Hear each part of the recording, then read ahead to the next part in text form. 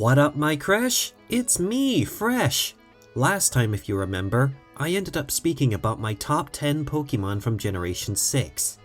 Now, we're off to one of my personal favorite generations of Pokemon, the sunny and tropical Hawaiian Alola region. This generation had so much to offer. It had overly anime-style Z moves with the power of Z crystals. It gave us the Ultra Beasts, bizarre alien Pokemon from another dimension. It gave us one of the most insane and epic final bosses in the form of Lusamine.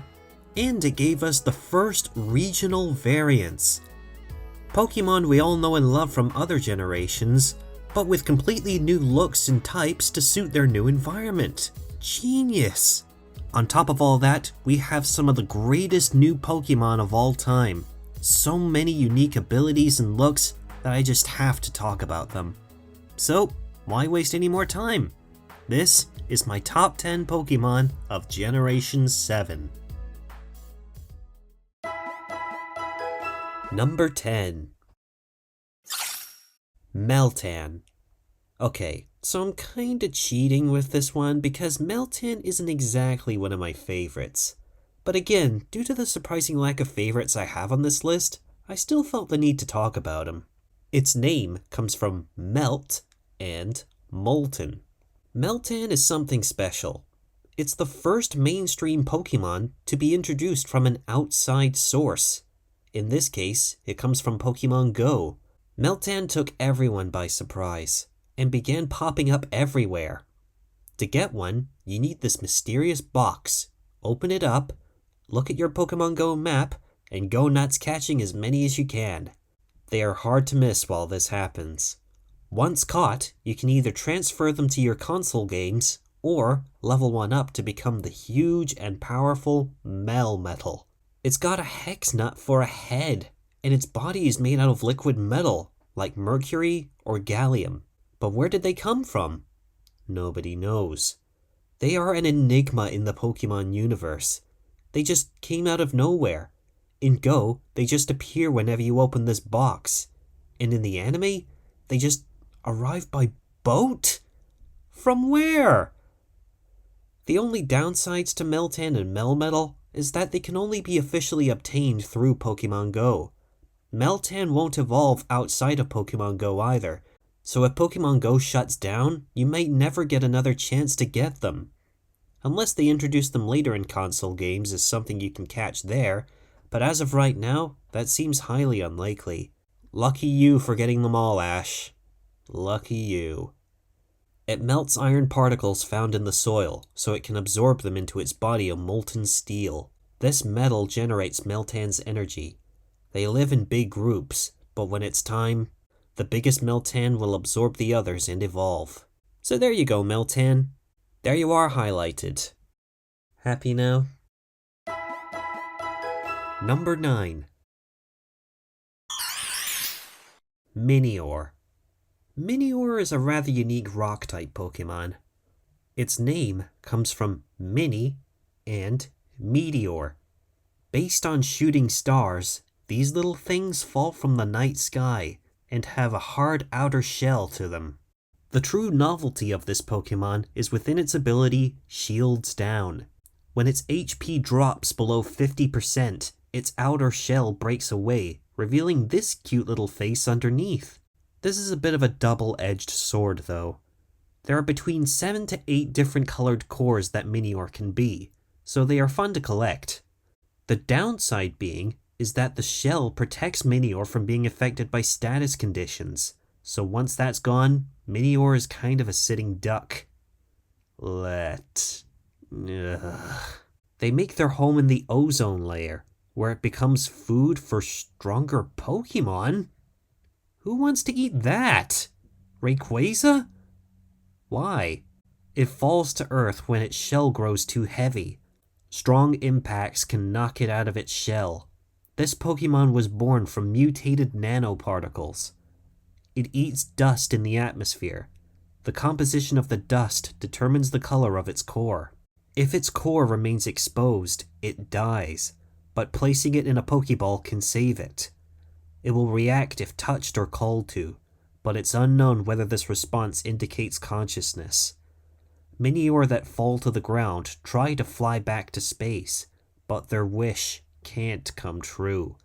All they can do is fade away. Jeez, that's sad. I'm sad now. Number 8. Komala. Oh, look at this little guy. He's a little sleepy koala. Oh, and he's hugging a little log. Oh, this guy's just too adorable. Finally, we have ourselves a koala Pokemon. Its name comes from koala and coma. Being a normal type, Komala has no real weaknesses except fighting types. Komala is not just a sleepy little koala. There is something a little darker at play here. It's not just asleep. It's permanently asleep. It's born asleep, and it dies asleep. Everything it does is just tossing and turning as it dreams. Ever been sleepwalking before? Well, Komala is like that all the time. It moves and eats, all while clinging to its log. This ties into its ability Comatose. Because it's permanently asleep, it cannot fall for moves that cause drowsiness. Komala is my personal hero in the anime. Why, do you ask? Out of all the characters in the anime, Komala was the only one to stand up to Jigglypuff's annoying singing. And it was agile enough to not get drawn on. Yes! Suck it, Jigglypuff! Take a hint! And get a new hobby! Nobody wants to hear your stupid singing. The log it holds onto is given to it by its parents when it's born. Its sleeping is caused by the sedative leaves which only Komala can eat. Its potent saliva can be made into a sedative which has been used by humans in the past. Ugh. I'd rather have an injection, thank you very much. Number 7. Crabrawler. I love this guy. He was one of the quirkiest Pokemon to be revealed before Pokemon Sun and Moon came out. His name comes from crab and brawler. Just look at him. He looks like Popeye if he was a crab. He's got the thick arms, the boxing glove claws, and Popeye. Based on a coconut crab, one of the largest land crabs in the world, this guy was a great addition to Generation 7. And yes, I can read your thoughts. If you like Crabrawler so much, why isn't its evolution on this list instead? Well, let me answer that question with another question. Have you seen Crabominable? Oh, just look at it. It's hideous. Not only does it lose the Popeye, but it's got those dumb-looking buck teeth. Plus, its claws just look really weird now. This is one of the few examples where a Pokemon evolving into an ice type does not make me like it more. Now, yes, I understand the concept. It's based on Yeti crabs. Crabs that actually grow hair-like structures to protect them from the cold depths of the ocean floor. But this is just too bizarre for me. Not only does it look stupid, but its typing is actually worse now. It only had 3 weaknesses as Crabrawler, but Crabominable now has 6. How disappointing. But regardless, Crabrawler will still stand out as the more iconic one to me. It guards its weak points with its pincers, while looking for an opening to punch its opponents. When it loses, it foams from the mouth and faints. How dramatic. Does it have rabies? It punches so much, its pincers often fall off from overuse. They grow back quickly, however. The meat within their claws is rich and delicious. They punch trees to eat their fruit and to train. They also climb up Alolan Executor, thinking it's a real tree. The enraged Executor shakes it off and stomps it. What? Good lord! That would kill it! It's just hungry. Number 6. Lycanroc. Oh, a rock-type wolf with multiple options? That is awesome. Its name comes from lycanthrope, Old English for werewolf, and rock. Based on the extinct Japanese wolves, these wolves used to live in the mountains, which kind of explains the rock typing. Lycanroc, alongside Mr. Mime, hold the record for the most abilities a Pokemon can have. This is due in part due to its 3 different forms. You see, when Rockruff evolves, its Lycanroc form is determined by what time of day it evolves at. This form occurs when it evolves during the day. This form is when it evolves during dusk, when a Rockruff has the ability Own Tempo. While this monstrous-looking werewolf form is from when it evolves at night. Personally, I like the midday form best. The only downside to Lycanroc is that it's pure rock type in every single form. And as you know, rock types are kinda weak. Like I've brought up before, if you changed each one's typing, things could get a lot cooler. Like making the midnight form a dark type or something? Ah well. Its fast movements confuse its enemies. It uses its claws, fangs, and rock-like protrusions as weapons. When raised well from a young age, it will become a loyal partner and never betray its trainer. Its rocky mane is as sharp as knives. Loose rocks that fall off are made into good luck charms. It always aims for its foes' weak spots. The more intimidating foes Midnight form faces, the more its blood boils. It attacks recklessly and with no regard for its own safety. It annoys its foes into attacking, takes the hits, and retaliates by headbutting and crushing its bones. Ouch! They live alone instead of forming packs. I wouldn't want to be close to that thing either. Number 5. Mudsdale. Wow. I mean, wow! Mudsdale is one tough-looking Pokemon. Its name comes from Mud and Clydesdale. It's based on draft horses, some of the largest horses in the world. As a result, its height and weight is ridiculous. It stands at 8 feet tall, 2 feet taller than the tallest draft horse. It weighs at 920 kilograms. That makes it the heaviest non-legendary Pokemon of all time. How? It's twice as heavy than a Steelix? I find that hard to believe. Its ability Stamina raises its defense after every single attack that lands on it. This makes Mudsdale a really tough defender. This guy was revealed when I was diving into the My Little Pony Friendship is Magic series, so I named the one on my team Trouble Shoes. Huh? Yeah, okay, we get it. You even get to ride them as transport in the Alola region. It spits a mud that is resistant to wind and rain. The walls of old houses, along with ancient pottery, were made from this mud. Its heavy mud-soaked kicks are its means of attack. This mud hardens its legs to be as tough as stone. It can reduce a large truck to scrap. It remains calm and unmoving no matter the situation. It can trudge mountain roads without rest for 3 days and nights, all while dragging a 10-ton load behind it. Loads as heavy as this plane. This Pokemon is treasured for its hard work and strength. How appropriate that I treasure it too. Number 4. Drampa. Drampa tugs on my heartstrings quite a lot.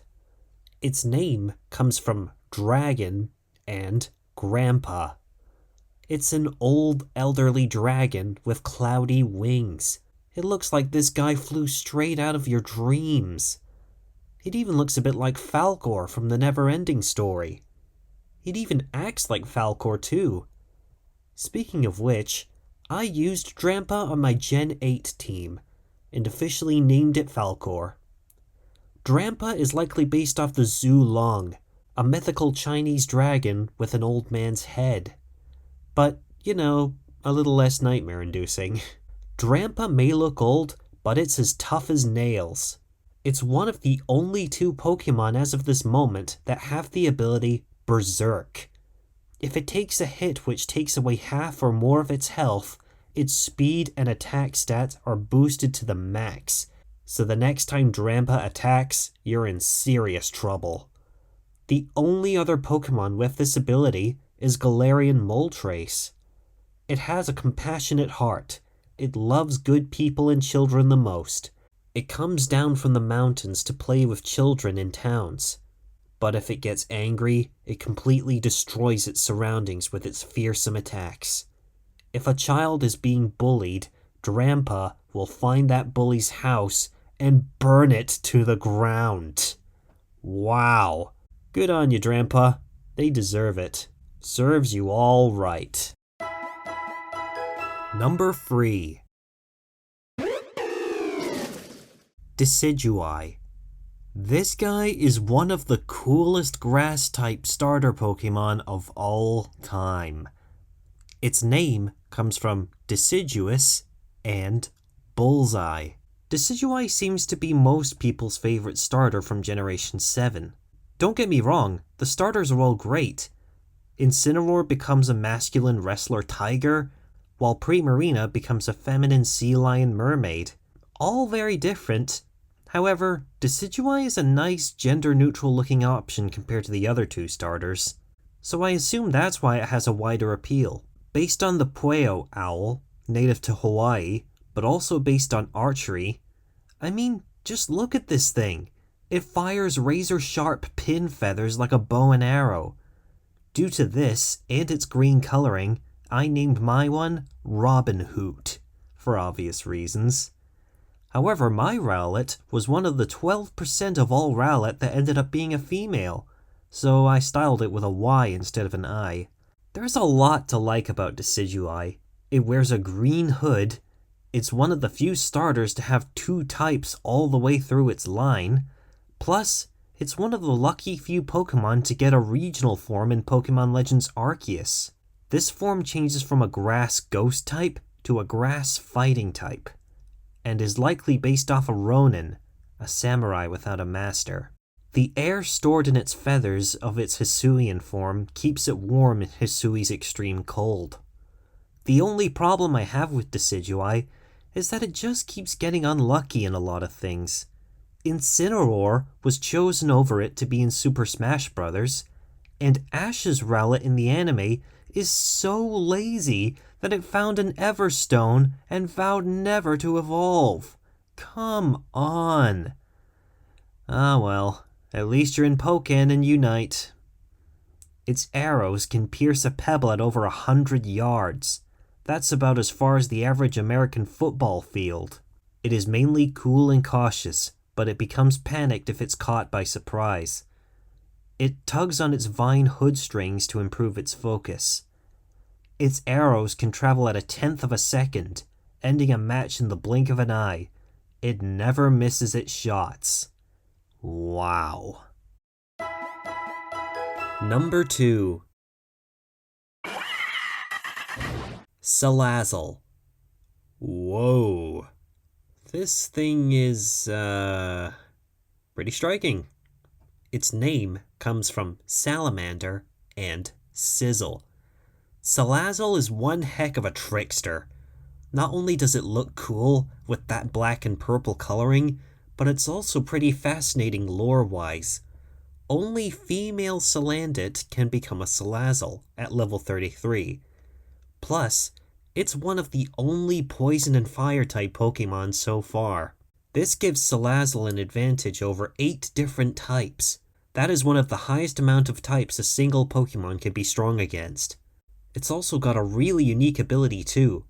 Its ability, Corrosion, allows it to poison any Pokemon that attacks it, even if that Pokemon is naturally immune to being poisoned, like Steel types and other poison types. which means that you really need to watch out when facing this thing. Immunities will not work and will not save you. I used a Salazzle on my Gen 7 team, just because it was so cool and useful. No other reason. Only female Salazzle have ever been found. Male Salandit offer their food to the females. Due to malnutrition, they can't evolve. So the reason males don't become Salazzle is because they're starving. Good lord. It creates a reverse harem of male Salandit that lives with it. It lives in caves and produces pheromones that attract male Salandit to serve it. Nobody is safe from its attraction pheromones. Anyone could end up serving one. It punishes male Salandit that don't bring it food with a fierce slap to the face with its flaming palm. Good lord, it straight up slaps the heck out of males who are unsuccessful? That is terrible. Competitions between Salazzle are settled by which has the more males in its group. Its poisonous gases can be diluted into perfumes. Ah yes, try our cyanide perfumes. Just one whiff and you... where was I?